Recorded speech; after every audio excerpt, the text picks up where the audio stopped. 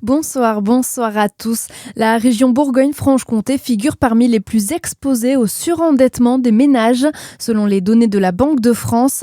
Après plusieurs années de baisse liée à la crise sanitaire, le nombre de dossiers déposés a augmenté de 17% en 2 ans.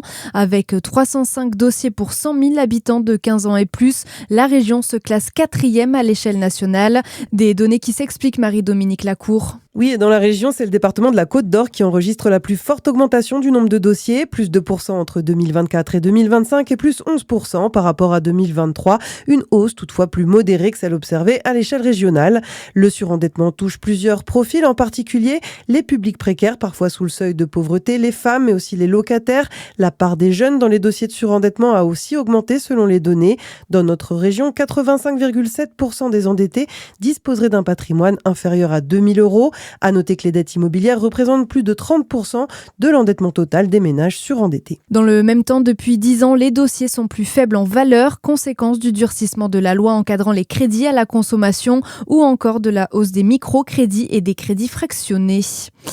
Dernier jour du procès pour infanticide en Côte d'Or. Le parquet a requis tout à l'heure 15 ans de prison contre la grand-mère et 6 ans contre la mère. Pour rappel, la jeune femme de 26 ans et sa mère âgée de 44 ans comparaissaient depuis lundi pour homicide et tentative d'homicide sur 2 jumelles tout juste nées.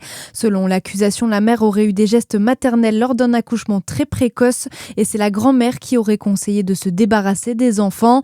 La défense a demandé l'acquittement des 2 femmes. Le verdict est attendu dans la soirée.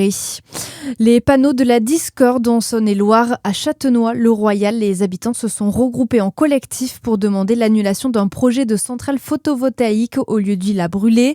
Ils dénoncent l'installation de ces panneaux trop proches des habitations.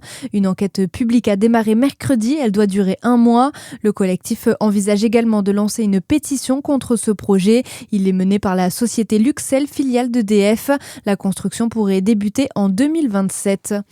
Dans le reste de l'actualité, l'ombre d'un désastre humanitaire au Liban. Des dizaines de milliers de personnes ont dû fuir la banlieue sud de Beyrouth, bastion du Hezbollah où Israël mène d'intenses bombardements.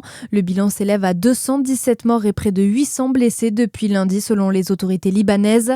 Des frappes toujours en cours aussi à Téhéran. Donald Trump assure que la guerre ne s'arrêtera pas sans une capitulation inconditionnelle de l'Iran.